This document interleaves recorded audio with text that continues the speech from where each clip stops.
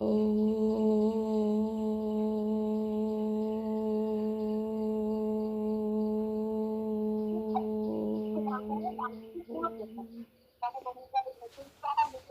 শান্তি।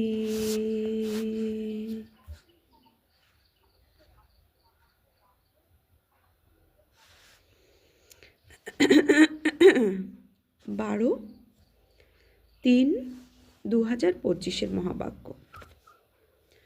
প্রাতঃ মুরলি। ওম শান্তি। বাপদাদা মধুবন।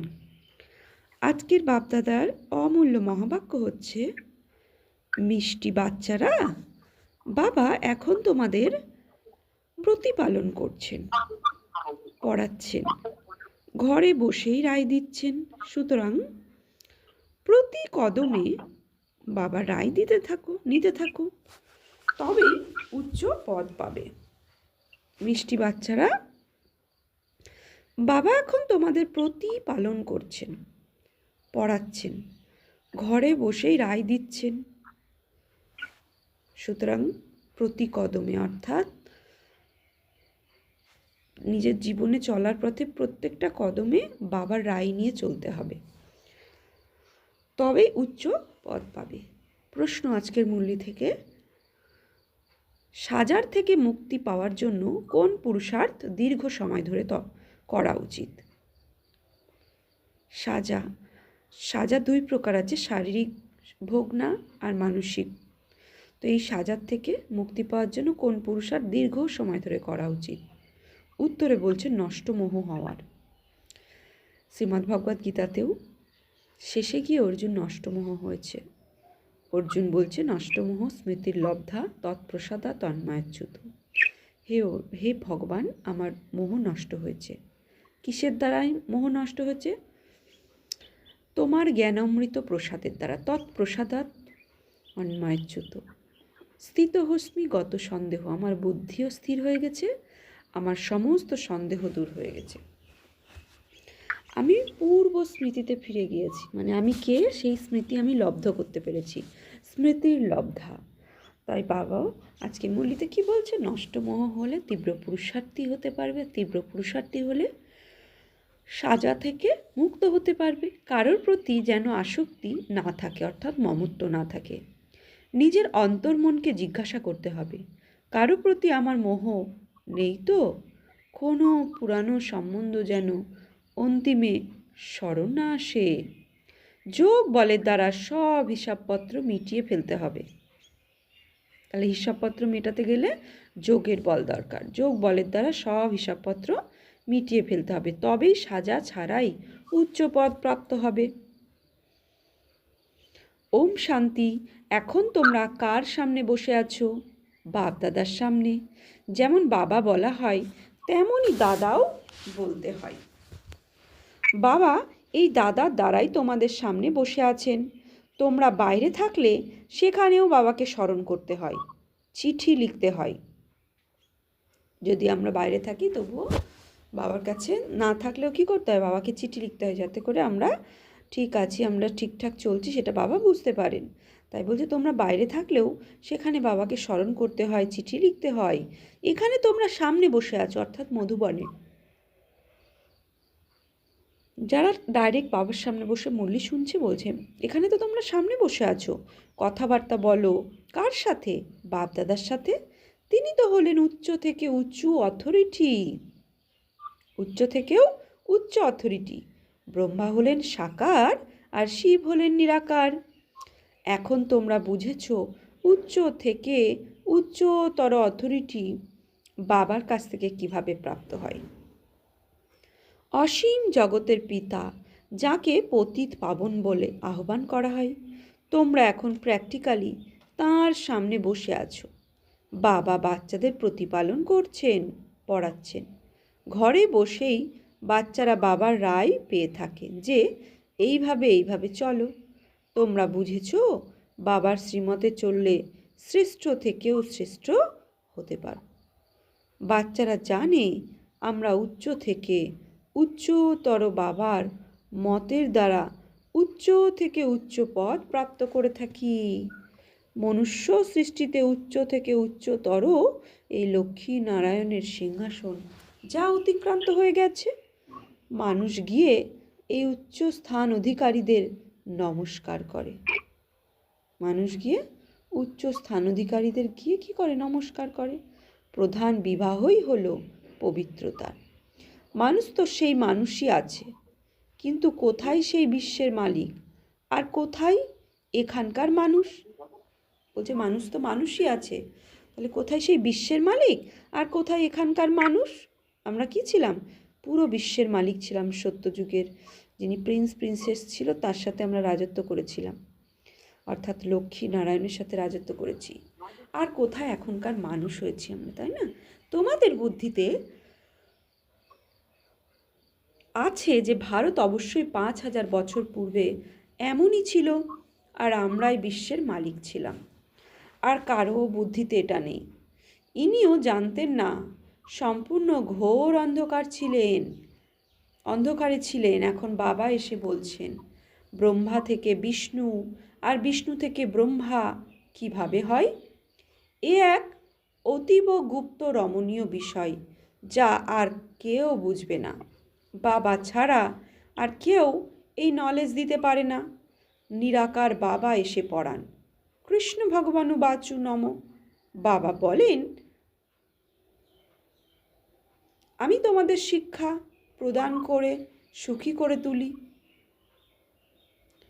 তারপর আমি নির্বাণ ধামে চলে যাই। অর্থাৎ বাবা এসে এই সময় আমাদের শতপ্রধান দেবী গুণ ধারণ করিয়ে সুখী করিয়ে তুলে সুখী দুনিয়ায় রাজত্ব দিয়ে উনি পরমধাম নির্বাণ ধামে চলে যান। এখন তোমরা বাচ্চারা শতপ্রধান হয়ে উঠেছ। এতে কোনো খরচ নেই, শুধুমাত্র নিজেকে আত্মা মনে করে বাবাকে স্মরণ করতে হবে। বিনা কানাকুড়ি খরচে 21 জন্মের জন্য তোমরা বিশ্বের মালিক হয়ে ওঠো। বিনা কানাকড়িতে 21 জন্মের জন্য তোমরা বিশ্বের মালিক হয়ে ওঠো।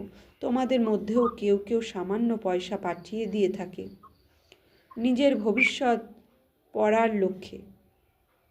কল্প প্রথমে যে যতটুকু দিয়েছিল ততটুকুই দেবে, না বেশি না কম দেবে। এই যজ্ঞে কল্প পূর্বে যে যতটুকু দিয়েছিল সেই ততটুকুই দেবে, না বেশি না কম দেবে। বুদ্ধিতে এই জ্ঞান আছে, সেই জন্য চিন্তা করার কোনো প্রশ্নই নেই। কোনো চিন্তা ছাড়াই আমরা আমাদের গুপ্ত রাজধানী স্থাপন করে চলেছি।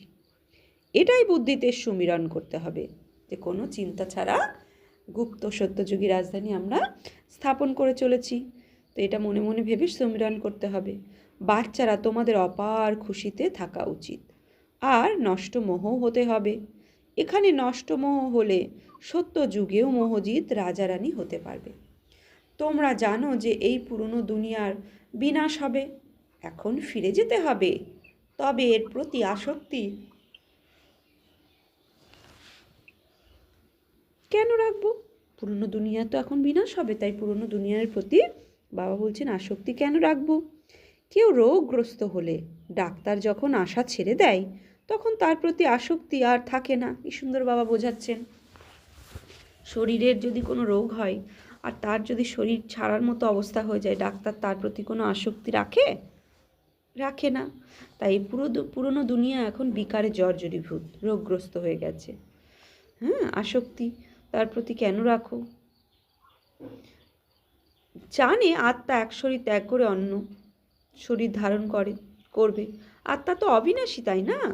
আত্মা চলে গেছে, শরীর শেষ হয়ে গেছে, তারপর তাকে স্মরণ করে কি লাভ হবে? এখন বাবা বলছেন, তোমরা নষ্টমোহ হও। নিজের অন্তর মনকে জিজ্ঞাসা করতে হবে, আমার কারোর প্রতি মোহ নেই তো? তা না হলে অন্তিমে তার কথাই স্মরণে আসবে। নষ্ট মোহ হলে এই পদ পাবে। স্বর্গে তো সবাই যাবে, এমন কিছু বড় বিষয় নয়। বড় বিষয় হলো সাজা না খেয়ে উচ্চ পদ প্রাপ্ত করা। যোগ বলের দ্বারা হিসাবপত্র মিটিয়ে দিলে সাজা খেতে হবে না। যোগ বলের দ্বারা হিসাবপত্র মিটিয়ে দিলে সাজা খেতে হবে না। পুরনো সম্বন্ধও যেন স্মরণে না আসে।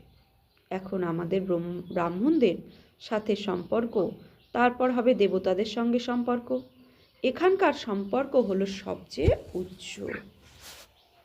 এখন তোমরা জ্ঞানের সাগর বাবার হয়েছ, সম্পূর্ণ নলেজ বুদ্ধিতে আছে। প্রথমে তো জানতেই না যে এই সৃষ্টিচক্র কিভাবে ঘোরে।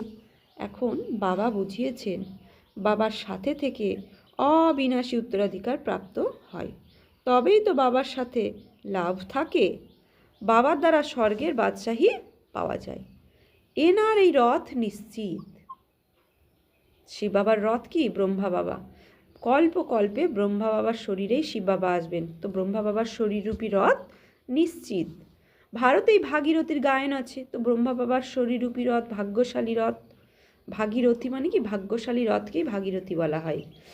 তাই সেই জন্য জ্ঞান গঙ্গা, জ্ঞানের সাগর, ইনি পরমপিতা পরমাত্মা এই ভাগীরথ অর্থাৎ ভাগ্যশালী রথের আধারেই বারবার আসবেন, অর্থাৎ ব্রহ্মার শরীরের আধারই বারবার নেবেন। বাবা আসেনও ভারতেই। বাচ্চারা, তোমাদের বুদ্ধিতে এখন 84 জন্মের সিঁড়ির জ্ঞান আছে। সত্যতে 8, ত্রেতাতে 12, দাপরে 21, কলিতে 42, এই 84 জন্মের জ্ঞান আছে। তোমরা জেনেছো যে এই 84 চক্র আমাদের ঘুরে আসতেই হবে। 84 চক্র থেকে মুক্তি পেতে পারো না।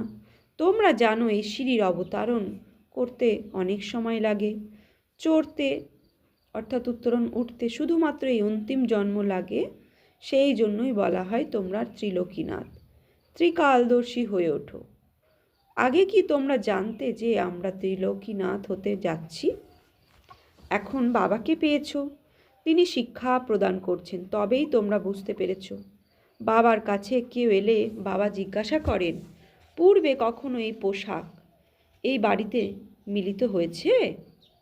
বাবা বলছেন, বাবার কাছে এলে কেউ বাবাকে জিজ্ঞাসা করে, পূর্বে কখনো এই পোশাকে মানে এই শরীররূপী পোশাকে এই বাবার কাছে এই বাবার বাড়িতে মিলিত হয়েছে? তো কোশ্চেন করলে কি বলবে? 5000 বছর আগে আবার মিলিত হয়েছিলাম না, এই শরীররূপী বস্ত্রেই এই বাড়িতেই বাবার সাথে এইভাবে মিলিত হয়েছিলাম। তাই উত্তর। সুতরাং বোঝা যায় ব্রহ্মা কুমারী সঠিক বুঝেছে। তো যদি বলে সে 5000 বছর আগেও মিলিত হয়েছি বাবা, তাহলে বাবা বুঝবে যে সঠিক জ্ঞানকে বুঝেছে। তাই বাবা নতুন বাবু কেউ গেলে তাকে জিজ্ঞাসা করে, বাচ্চি প্রথম আগে কখনো মিলিত হয়েছ? তো এভাবে তার উত্তর দিতে হয়। এখন তোমরা বাচ্চারা স্বর্গের বৃক্ষের সামনে দেখতে পাচ্ছ, স্বর্গের বৃক্ষ সামনে দেখতে পাচ্ছ, কাছেই, তাই না? মানুষ বাবাকে বলে থাকে নাম রূপহীন। বাচ্চারা, তবে কোথা থেকে আসবে? ওরাও তবে নাম বলে সম্পূর্ণ ভুলে, কি বলছে বাবা? ওরাও তবে নাম বলে সম্পূর্ণ ভুল। যারা কল্পপূর্বে বুঝেছিল তাদেরই বুদ্ধিতে বসবে। প্রদর্শনীতে দেখো কত রকমের মানুষ থাকে, কেউ তো কিছু শুনেই লিখে দেয় এসবই কল্পনা। তখন বোঝা যায় এ আমাদের কুলের নয়। অনেক রকমের মানুষ আছে, তোমাদের বুদ্ধিতে সম্পূর্ণ ঝাড় ড্রামা 84 চক্র সম্পূর্ণ ঢুকে গেছে। এখন শুধু পুরুষার্থ করতে হবে, সেটাও ড্রামা অনুসারে হয় এবং পূর্ব নির্ধারিত। এমনটা নয় ড্রামার পুরুষার্থ থাকলে হবে, এটা বলা ভুল। ড্রামাকে যে সম্পূর্ণ বোঝে না তাকে আস্তিক বলা হয়। বাবার প্রতি তার ভালোবাসা থাকে না। ড্রামার রহস্যকে উল্টো বোঝার কারণে অধঃপতন হয়। বোঝা যায় ভাগ্যে নেই, অনেক রকমের বিঘ্ন আসবে, সেই সব বিঘ্নকে পরোয়া করা উচিত না। বাবা বলেন ভালো কথা যে শোনাই সেটাই শোনো। বাবা কি বলছেন? ভালো কথা যে শোনাই সেটাই শোনো। বাবাকে স্মরণ করলে অতীব খুশি থাকবে। তোমাদের বুদ্ধিতে আছে এখন 84 চক্র সম্পূর্ণ হতে চলেছি। ফিরে যেতে হবে নিজের ঘরে, নিজের সাথে এখনই সব কথা বলা উচিত। পতিত অবস্থায় তো তোমরা যেতে পারবে না। প্রথমে নিশ্চয়ই সাজন থাকবে, পিছনে থাকবে বরযাত্রী, গাওয়াও হয়ে থাকে ভোলানাথের বরযাত্রী। সবাইকে নম্বর অনুসারে যেতে হবে। এত আত্মাদের ঝাঁক নম্বর অনুসারে কিভাবে যাবে?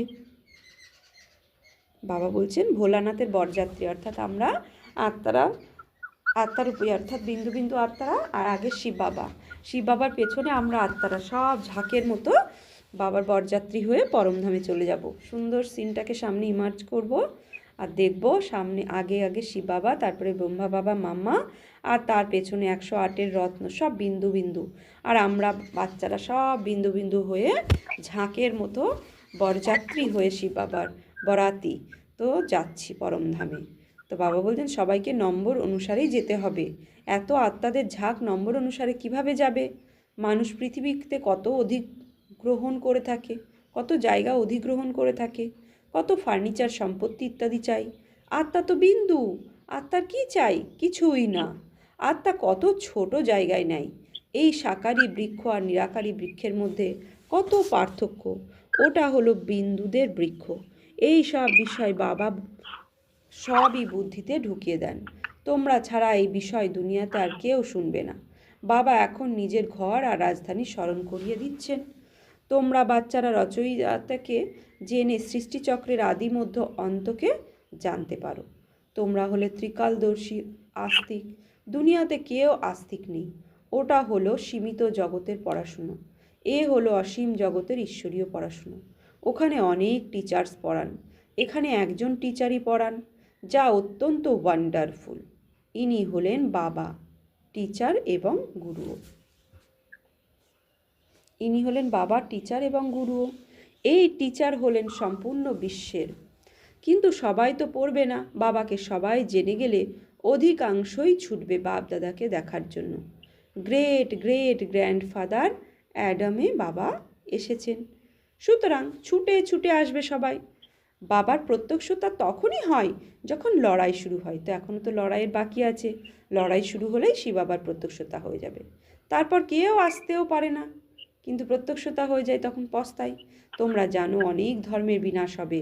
সর্বপ্রথম এক ভারতই ছিল, আর কোনো খণ্ড ছিল না। তোমাদের বুদ্ধিতে এখন ভক্তি মার্গের বিষয়ও আছে। আমাদের এখনো সম্পূর্ণ জ্ঞান সম্পূর্ণরূপে ধারণ করিনি। আমাদের এখন ভক্তির বিষয়ও আছে, বাবা বোঝাচ্ছেন। বুদ্ধি তো ভুলে যেতে পারে না, কিন্তু স্মরণ থাকলেও জ্ঞান আছে যে আমাদের। ভক্তির পার্ট সম্পূর্ণ হয়েছে। এখন আমাদের ফিরে যেতে হবে ওই দুনিয়ায়, পরমধামে। আর থাকবো না এই দুনিয়াতে, আমরা এখন আর থাকবো না। ঘরে যাওয়ার জন্য খুশি হওয়া উচিত, তাই না? তো 5 বছর পরে যদি কোনো বিদেশি তার নিজের দেশে ঘরে ফেরে, তাহলে কেমন আনন্দ, কেমন খুশি হওয়া উচিত। তো আমরাও এখানে এই পরমধাম থেকে এই ভারতভূমি মানে এই পৃথিবীরূপী নাট্যমঞ্চে অভিনয় করতে এসেছি। কাজ কারোবারে শরীর নিয়ে সব অভিনয় করছি। তাহলে এখন আমাদের কি করতে হবে? 5000 বছর কমপ্লিট হয়ে গেছে, এখন আমাদের ঘরে ফিরে যেতে হবে। তাই কতটা খুশি থাকা উচিত। আমরা তো ঘরকে ভুলেই গেছিলাম যে পরমধাম আমাদের আত্মাদের ঘর, আমার পিতার ঘর, নিজস্ব ঘর পরমধাম। তো সেই পরমধাম রূপী ঘরে আমাদের এখন কী করতে হবে? ফিরে যেতে হবে। তো কত খুশি হওয়া উচিত, তাই না? বাচ্চারা, তোমাদের বোঝানো হয়েছে যে এখন তোমাদের বানপ্রস্থ অবস্থা। তোমরা 2 পয়সায় রাজধানী স্থাপন করার কাজে লাগাচ্ছ, হুবহু কল্পপূর্বের দৃষ্টান্ত অনুযায়ী। তোমরাও হুবহু কল্পপূর্বে যারা ছিলে, বাবাকেও তোমরা কল্পপূর্বের বলে থাকো। আর তারা প্রতি কল্পে কল্পে বাবার কাছে পড়াশুনো করে। আমরা প্রতি কল্পে কল্পে বাবার কাছে পড়াশুনো করি। শ্রীমতে চলে শ্রেষ্ঠ হতে হবে, এসব বিষয় আর কারোর বুদ্ধিতে ধারণ হবে না। তোমাদের খুশি এটাই যে আমরা শ্রীমত অনুসারে নিজেদের রাজধানী স্থাপন করছি। বাবা শুধু বলেন পবিত্র হও। তোমরা পবিত্র হলে সম্পূর্ণ দুনিয়া পবিত্র হবে, সবাই ফিরে যাবে। বাকি বিষয় নিয়ে আমরা কেন ভাববো? কিভাবে সাজা খাবে, কি হবে, এতে আমাদের কি যায় আসে? আমাদের শুধু নিজের ব্যাপারে ভাবতে হবে। অন্যান্য ধর্মের ব্যাপারে আমরা কেন যাব? আমরা হলাম আদি সনাতন দেবী দেবতা ধর্মের। বাস্তবের নাম ভারত, কিন্তু হিন্দুস্থান নাম রাখা হয়েছে। হিন্দু কোনো ধর্ম নয়। আমরা লিখে থাকি আমরা দেবতা ধর্মের, তবু ওরা হিন্দু লেখে। কেননা ওরা জানেই না দেবী দেবতা ধর্ম কবে ছিল, কেউ জানে না। এখন অসংখ্য বিকে। সুতরাং এটা তো একটা পরিবার, তাই না? এটা আমাদের ব্রহ্মাকুমারীর একটা ঈশ্বরীয় পরিবার। ঘর হয়ে গেল, তাই না? এটা সমস্ত বাচ্চারা আমরা একইভাবে পড়াশুনো করি, একই জায়গায় যাচ্ছি পড়াশুনো করতে। আর আমাদের মেন ঘর হচ্ছে কি, মাউন্ট আবু হেডকোয়ার্টার। তাহলে এটা একটা ঘর হয়ে গেল, তাই না? বাবা বোঝাচ্ছেন। ব্রহ্মার তো হলেন প্রজাপিতা, সবার গ্রেট গ্রেট গ্র্যান্ডফাদার। সর্বপ্রথম তোমরা ব্রাহ্মণ হও, তারপরে বর্ণতে আসো। এটা তোমাদের কলেজ বা ইউনিভার্সিটি এবং হাসপাতাল গাওয়াও হয়ে থাকে। জ্ঞান অঞ্জন দিয়েছেন সদ্গুরু, অজ্ঞান অন্ধকার বিনাশ। যোগ বলের দ্বারা তোমরা এভার ওয়েলদি হও। নেচার কিওর করাই না। এখন তোমাদের আত্মা কিওর হলে শরীরও কিওর হয়ে যাবে। এ হলো spiritual nature cure. Health, wealth, happiness 21 জন্মের জন্য প্রাপ্তি হবে। ওপরে নাম লেখো রুহানি নেচার কিওর। মানুষকে পবিত্র করে তোলার যুক্তি লিখলে কোনো আপত্তি থাকতে পারবে না। আত্মা পতিত হয়ে গেছে, তবেই তো আহ্বান করে থাকে, তাই না? আত্মা প্রথমে শতপ্রধান পবিত্র ছিল, তারপর অপবিত্র হয়ে গেছে, আবার পবিত্র কিভাবে হবে? ভগবানও বাচু মন মনোভাব, আমাকে স্মরণ করলে আমি গ্যারেন্টি দিচ্ছি তোমরা পবিত্র হয়ে যাবে। কি বলছে বাবা? মন মনোভাব, আমাকে স্মরণ করলে ভগবান, স্বয়ং ভগবান গ্যারেন্টি দিচ্ছে তোমরা পবিত্র হয়ে যাবে। বাবা কত যুক্তি বলে দেন, এমন এমন বোর্ড টাঙাও, কিন্তু কেউই এমন বোর্ড টাঙায় না।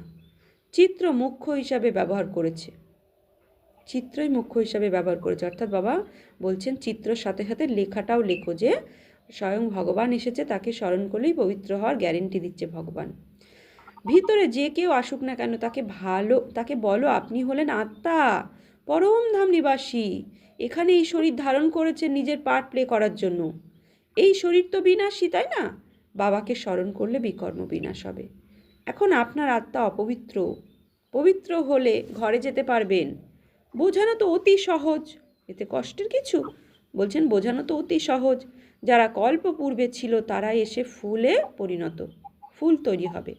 এতে ভয় পাওয়ার কিছুই নেই। তোমরা তো সুন্দর সুন্দর কথা লেখো।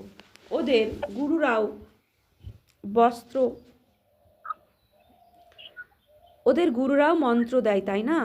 বাবাও মন মনোভাবর মন্ত্র দেন, তারপর রচয়িতা রচনা রহস্য বুঝিয়েছে। বলেন গৃহস্থ ব্যবহারে থেকেও শুধুমাত্র স্মরণ করো, অন্যকেও বাবার পরিচয় দাও, লাইট হাউস হয়ে ওঠো। বাচ্চারা দেহি অভিমানী হওয়ার জন্য তোমাদের গুপ্ত পরিশ্রম করতে হবে। যেমন বাবা জানেন আমি আত্মাদের পড়াচ্ছি, তেমনই বাচ্চারা তোমরাও আত্মা অভিমানী হওয়ার পুরুষার্থ করো। মুখে শিব শিব বলার প্রয়োজন নেই, নিজেকে আত্মা মনে করে বাবাকে স্মরণ করতে হবে। কেননা মাথার ওপরে অনেক পাপের বোঝা সঞ্চিত হয়ে আছে, স্মরণের দ্বারাই পবিত্র হতে পারবে। কল্প পূর্বেও যে যেমন অবিনাশী উত্তরাধিকার প্রাপ্ত করেছিল, তারাই নিজের নিজের সময় অনুসারে নেবে। পরিবর্তন কিছুই হবে না। প্রধান বিষয়ই হলো দেহি অভিমানী হয়ে বাবাকে স্মরণ করা। তবেই মায়ার থাপ্পড় খেতে হবে না। দেহ অভিমান থাকলে কিছু না কিছু বিকর্ম হবেই, তারপর শতগুণ পাপ হবে। সিঁড়ি দিয়ে নামতে 84 জন্ম অতিবাহিত হয়ে যায়, তারপর উত্তরণের কলা একটা জন্মেই হয়। বাবা এসেছেন, সুতরাং লিফটও আবিষ্কার হয়েছে। প্রথমে তো কোমরে হাত রেখে সিঁড়ি চড়তে হতো। বাবা আগের দিনও এই লাইনটা রিপিট করেছে আবার। সিঁড়িতে কোমরে হাত দিয়ে মাজা নিচু করে উঠতে হতো। তো স্বয়ং ভগবান এসে আমাদের লিফট দিয়ে দিয়েছেন, সহজ রাজযোগের লিফট। এখন সহজ লিফট হয়ে গেছে। এটাও লিফট, যাতে চড়ে 1 সেকেন্ডে মুক্তি আর জীবন মুক্তি পাওয়া যায়। জীবন বন্ধনে আসতে 5000 বছর 84 জন্ম লেগে যায়। জীবন মুক্তিতে যেতে একটা জন্ম প্রয়োজন। কত সহজ! তোমাদের মধ্যেও যে পরে আসবে সেও দ্রুত উপরে উঠে যাবে, জানে যে হারিয়ে যাওয়ার জিনিস বাবা দিতে এসেছেন। ওনার মতে বাবা বলছেন ওনার মতে অবশ্যই চলবো। আচ্ছা, মিষ্টি মিষ্টি হারানিধি বাচ্চাদের প্রতি মাত পিতা বাপদাদার স্মরণে স্নেহ সুমন আর সুপ্রভাত। আত্মাদের পিতা তার আত্মারূপী বাচ্চাদের জানাচ্ছে নমস্কার। আমরা আত্মারূপী বাচ্চারা আত্মারূপী বাপদাদাকে জানাচ্ছি নমস্কার, সুপ্রভাত, ধন্যবাদ। ধারণার জন্য মুখ্য সার, কোনো চিন্তা ছাড়াই নিজেদের গুপ্ত রাজধানী শ্রীমত অনুসারে স্থাপন করতে হবে। বিঘ্নকে পরোয়া করা উচিত নয়। বুদ্ধিতে যেন থাকে, কল্প প্রথমে যারা সহযোগ দিয়েছিল তারাই আবার অবশ্যই সাহায্য করবে। চিন্তার কোনো কারণ নেই। 2, সঙ্গ সবসময় খুশিতে থাকা উচিত, এই ভেবে যে এখন আমাদের বানপ্রস্ত অবস্থা, আমরা ঘরে ফিরতে চলেছি। বাবা বলছেন এখন আমাদের বানপ্রস্ত অবস্থা, আমরা ঘরে ফিরতে চলেছি। আত্ম অভিমানী হওয়ার জন্য অতীব গুপ্ত পুরুষার্থ করতে হবে, কোনো বিকর্ম করা উচিত নয়। বরদান, যে কোনো ভয়ঙ্কর সমস্যাকে শীতল বানিয়ে সম্পূর্ণ নিশ্চয় বুদ্ধি ভব। যে কোনো ভয়ঙ্কর সমস্যাকে শীতল বানিয়ে সম্পূর্ণ নিশ্চয় বুদ্ধি ভব। যেরকম বাবার প্রতি নিশ্চয় আছে, সেরকম নিজের প্রতি এবং ড্রামার প্রতিও নিশ্চয় থাকবে। নিজের মধ্যে যদি দুর্বল সংকল্প উৎপন্ন হয় তাহলে দুর্বল সংস্কার হয়ে যাবে। এই জন্য ব্যর্থ সংকল্পরূপী দুর্বলতার জাম নিজের মধ্যে প্রবেশ হতে দেবে না। সাথে সাথে যা কিছু ড্রামার সিন দেখছো, দোলাচলের সিনেও কল্যাণের অনুভব হবে। বাতাবরণ যদি দোদুল্যমান হয়, সমস্যা যদি ভয়ঙ্কর হয়, তখন নিশ্চয় বুদ্ধি বিজয় হও, তাহলে ভয়ঙ্কর সমস্যাও শীতল হয়ে যাবে। স্লোগান, বাবা আর সেবার প্রতি যদি ভালোবাসা আছে, পরিবারের ভালোবাসা সতই প্রাপ্ত হবে। বাবার প্রতি আর বাবার এই যজ্ঞের সেবার প্রতি যদি ভালোবাসা থাকে, পরিবারের প্রতি স্বতঃ ভালোবাসা প্রাপ্ত হবে। অব্যক্ত ইশারা, সুতরাং সত্যতা আর সভ্যতারূপী কালচারকে ধারণ করো। যেরকম পরমাত্মা হলেন এক, এটা ভিন্ন ভিন্ন ধর্মাত্মারাও মনে করে, এরকম যথার্থ সত্য জ্ঞান এক বাবারই বা রাস্তা একটাই। এই আওয়াজ যখন শক্তিশালী হবে, তখন আত্মাদের বিনাশী অস্থায়ী আশ্রম দাতার প্রতি উদ্ভ্রান্ত হওয়া বন্ধ হবে। এখন এটা মনে করে যে এটাও হলো একটা রাস্তা, ভালো রাস্তা, কিন্তু সর্বাপেক্ষা কথা হলো এক বাবার একটাই পরিচয়, একটাই রাস্তা। এই সত্যতার পরিচয়ের বা সত্য জ্ঞানের শক্তির চারিদিকে ছড়িয়ে দাও, তখন প্রত্যক্ষতার ঝান্ডার নিচে সকল আত্মারা আশ্রয় নিতে পারবে। আচ্ছা, ওম শান্তি। আজকে সমান নেব আমি সম্পূর্ণ নিশ্চয় বুদ্ধি আত্মা। যত নিশ্চয় বুদ্ধি তত বিজয়ন্তী। প্রত্যেক বড় বড় ভয়ঙ্কর সমস্যাকে আমি শীতল বানিয়ে দিতে পারবো যদি আমার নিশ্চয় বুদ্ধি থাকে। আর নিশ্চয় বুদ্ধি বাবার প্রতি, আর বাবার ড্রামার প্রতি, আর বাবার পরিবারের প্রতিও নিশ্চয় সতর্ক হয়ে যাবে যদি বাবার প্রতি আর বাবার ড্রামার প্রতি থাকে। আচ্ছা, ওম শান্তি।